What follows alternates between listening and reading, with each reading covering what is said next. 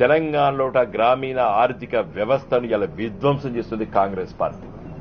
నీళ్లు లేవు, కరెంటు లేదు, రైతు బంధు లేదు, రైతు బీమా లేదు, అనాలోచితంగా ప్రవర్తిస్తున్నారు. రైతు బంధు ఎప్పుడు ఇవ్వాలండి? రైతులకి విత్తనాలు కొనుక్కోవడానికి, ఒక డిఏపి బస్తా కొనుక్కోవడానికి, ఒక యూరియా బస్తా కొనుక్కోవడానికి, దున్నడానికి పైసలు కావాలి రైతుకు. రైతు బంధు వీళ్ళు ఎప్పుడు ఇచ్చిందండి? కోతలు కోసి రైతు వడ్లు అమ్ముకునేటప్పుడు వీళ్ళు పైసలు ఇచ్చారు. రైతు బంధు ఏమన్నా అదేమన్నా ఇదా? సుఫార్ ఎప్పుడు పొయ్యాలది? మిస్టర్ రేవంత్ రెడ్డి ఏం చేసిండు? కొంతమందికి మరి కాంట్రాక్టర్ల బిల్లులకు టైము ఇచ్చి వాళ్ళ బిల్లులు ఇచ్చాడు. రైతు బంధు కోతలు కోసిన తర్వాత ఇచ్చాడు.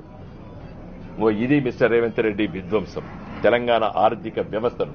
కరెంటు 20,000 మెగావాట్లు ఉన్నది అలా తెలంగాణలో. టీఆర్ఎస్ పార్టీ అధికారంలోకి వచ్చినప్పుడు 7,778 మెగావాట్లు ఉంటాయి. ఇలా 20,000 మెగావాట్లు ఉన్నది. కరెంట్ ఎందుకు పోతుందండి? కరెంట్ ఎందుకు పోతుంది? పని చేయక, పని చేపియలేక ఇలా కరెంటు పోతుంది.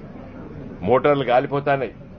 అపార్ట్మెంట్ లోపల వాటి ఏమంటారు, ఇన్వర్టర్లు మళ్ళా కొనుక్కుంటారు, రిపేర్లు చేయించుకుంటారు.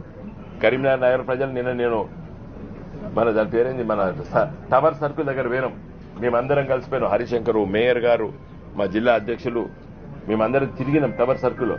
అందరూ గర గర గర గర సప్పుడు షాపుల ముందు. 10 ఏళ్ల కింద ఉండే ఆ సప్పుడు. ఇది విధ్వంసం కాదా?